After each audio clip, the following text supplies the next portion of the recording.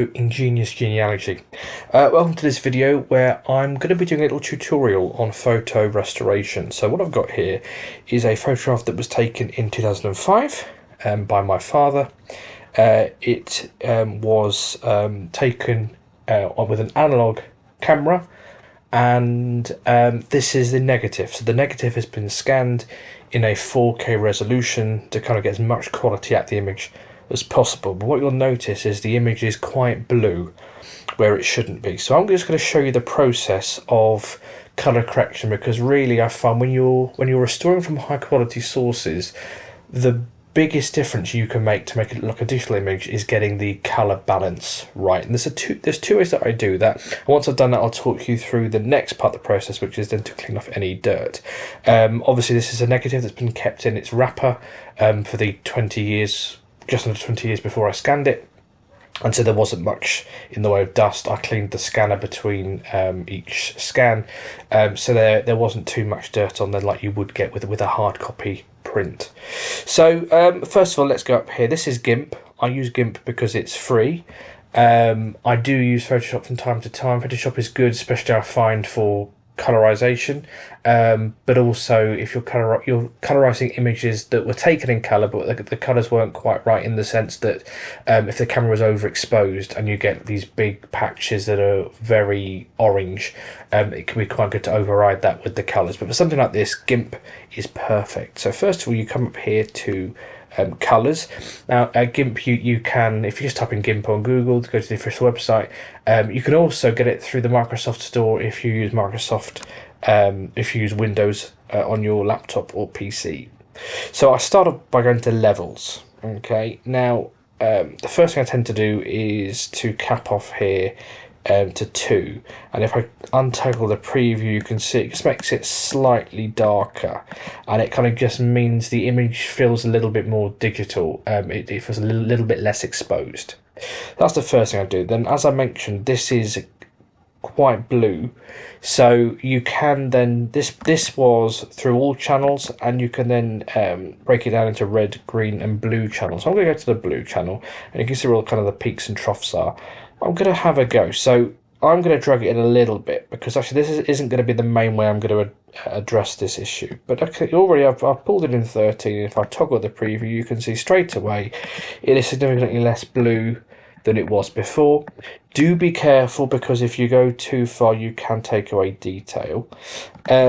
You can also joggle around here as well. I'm just going to have a look. See, that has done a better job in that sense, but I'm going to be subtle, and it's not going to be perfect when I do it this way around, but this is to make the next step a bit more manageable. So I'm going to maybe go to maybe 10 and then 90, and if I toggle that, that's definitely an improvement on being less blue, and you can see what was blue has now become shadow. You can still see the same detail. What I might do at this stage then is to not worry with that, and I think maybe I'll go to a 1 on that. Now, I'm going to leave it there at this stage. What I would usually do with these is then look at the green and the red levels. However, I don't think that's necessary with this image. This image, the balance isn't too bad. It seems to just be the blue. I'm just going to have a look and see what detail I've lost, if any. And if I toggle the preview there, I can't see that I've lost any detail in particular. I can still see everything I could see before. I may reduce that to a 95, see if that makes an improvement. It's just a few individuals here where they were kind of merged, but I think that is better. I think that is better. So what you can see is it's still very blue, but I've kind of taken the edge off it. And as I say, often in this case, I might start looking at the green and the red levels, because if you start changing certain colour levels, it can have an impact on others. At this stage, I think I'm addressing the blue, but I've not completely addressed it. What that means is the green and the red still seem fairly balanced, in line with the blue that I've got. So that's colour levels. I'm going to click OK, and I'm going to stick with that. I'm now going to go back to colours this time, and I'm going to go to hue saturation. In the past, I've also had a look at things like colour balance as well. That's more I find with photographs that were taken maybe in the 1970s. With this one, I'm just going to stick with hue saturation. And again, what you can do is you can adjust by colour. Red, magenta, yellow, green, blue, cyan. You can adjust by hue, lightness, saturation, or you can do the whole, all of the colour channels to the same degree. Now I'm just going to focus on saturation with this. I'm going to start with blue. I'm going to bring the blue down maybe 16.5, and I find that whatever I do to the blue, I always do to cyan.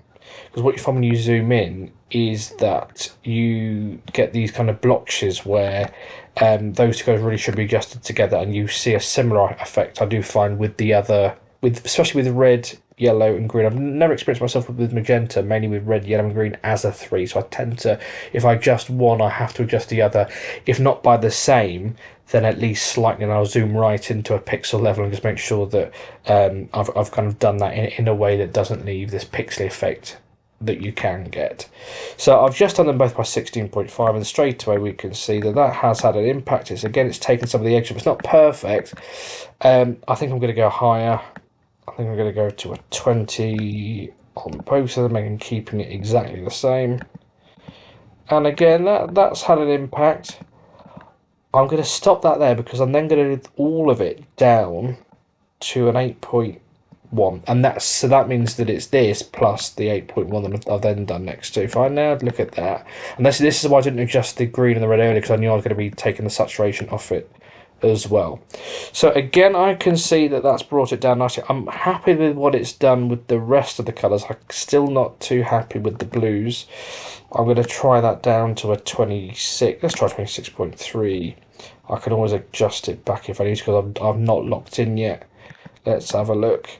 It's definitely looking more white, isn't it?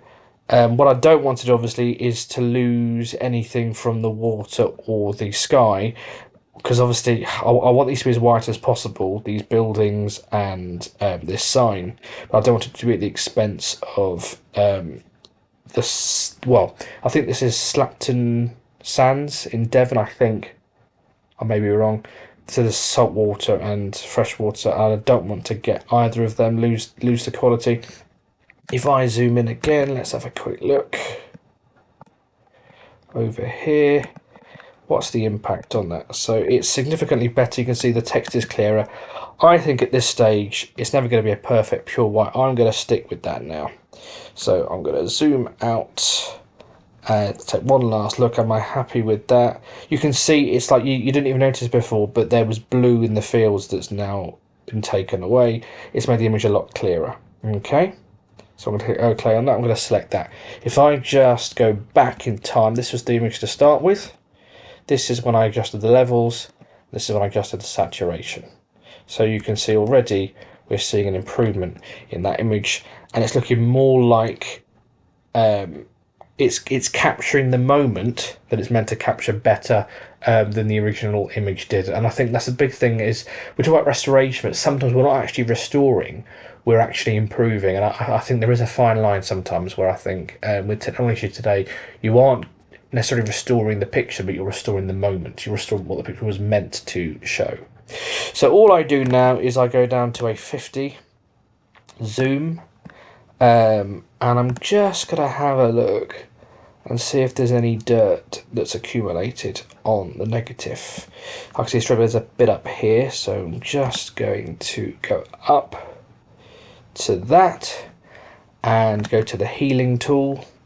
I'm going to select a bit nearby, so it's kind of got the same, because obviously it's the ocean, so I don't want to kind of keep the same there. Let's have a look at that. I think I'm just going to go over that on a sort of minutiae level, so I'm going to copy from there. I'm going to copy from a nearby. So it's using nearby sources to just make it look as invisible as possible when you're doing the repair. And there's a little bit there, isn't there? Okay, so if I Let's just fix that bit up. There we go. Right, that's that bit. I think there's a little bit up there. I do find once I get started, I'm a bit of a perfectionist with these. There's a bit over there. You tend to find it's more with open spaces like sky or sea that you tend to find it because there's no other detail on the image when you're scanning it. Those tend to stay out more, whereas they seem to get sort of merged in with the rest of the colour when you kind of got things like grasses and people. But then its faces are always the pain if you get it on a face on a portrait. This is all looking good, isn't it? It's not too bad. That's not what down there, is it? Right, okay. So I think that is done. So you've seen this in real time. This is a photograph restored in, 10 minutes essentially. If I just go back, so you can see this is how the image looked originally. We took the levels down, we adjusted the saturation, and then you'll notice we took away the scratch. You know what, I can still see the outline from here, or where it was. You're never sure whether it's just you being conscious of it. No, I definitely can still see an outline of it. So I'm going to go in with a bigger, my mistake, I'm going to go in with a bigger brush on that. I'm just going to check that again. I've got in 100 times this time. Yes, I'm just going to, you can still see it, can't you? Let's have a look, and hopefully, and again, sometimes you do, it depends on the size of the image, sometimes you do just need to get in there, especially with these negatives, because the file sizes are so big. And I'm just going to zoom out again, and I don't think I can see it anymore. I'm just going to go back and check. I couldn't see it. It seems to have taken it out, doesn't it? I think I can just about still see the vague impression of it, but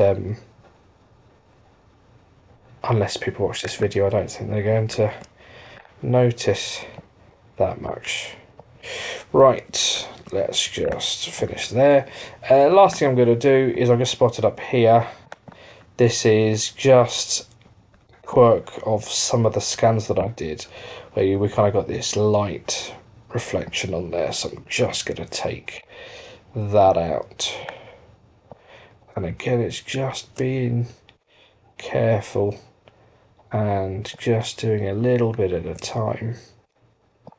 That's a bit too much. There is a cloning tool as well. Sometimes I find for the tricky jobs you might need to clone, but with this I think the healing tool. And all I'm doing with this is with the control button, I'm clicking where I want to copy from, and then by clicking down I'm pasting that elsewhere. But I think if I go back, so that's the smear, I think we've basically covered that now. I think that's sorted. So again, let's just do one more. Let's zoom out again. Let's just check, have I got rid of that? Yeah, I believe I have. Although, is there a little bit underneath? This is where I talk about being a perfectionist now.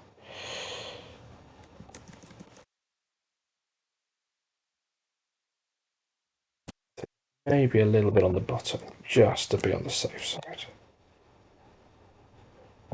But this way you don't want to overdo it and leave a smudge. And also I try and do it in a way where you won't be able to tell that someone's been involved with restoring it. You want it to look invisibly mended, which I'm not sure this does at the moment. It just needs a bit more texture. It's lacking texture, that's the problem. So I'm trying to find areas with a bit more texture. But obviously you have to be careful not to copy the same textures all over the place, because then people can tell that you just copied. So I think that's done a better job.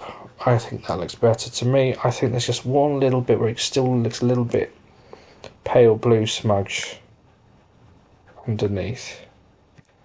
Yeah, I think that's tidied up. I think that's tidied up. It's never going to be perfect, but I think it's just being able to tell from a distance. Obviously, by going in, you kind of avoid any chance that it's going to look bad from a distance. But obviously, the fact is, once you've done this, people can zoom and it's 4K resolution, they can see it up close, and you want to make sure that it does stand up. So there we have it. I think that is done. And I've said that a few times already, but I think we are done this time. Yeah, I think we are. So there we have it. Obviously, that took an extra 5 minutes at the end, but it's well worth it. And now all I do, it's up to you what you do next. I have these backed up, so I just go to overwrite. And there we have it. It is now overwritten. That is the picture restored. That is a new 4K remaster of that image. At some point, I'm sure I'll do extra videos like this where I kind of attempt more difficult photographs. But this was a fairly straightforward one, just to kind of talk you through the process, particularly with the colour balance and the colour saturations. If you've got any questions, do pop them in the comments. I'll be more than happy to answer them. I look forward to speaking to you soon.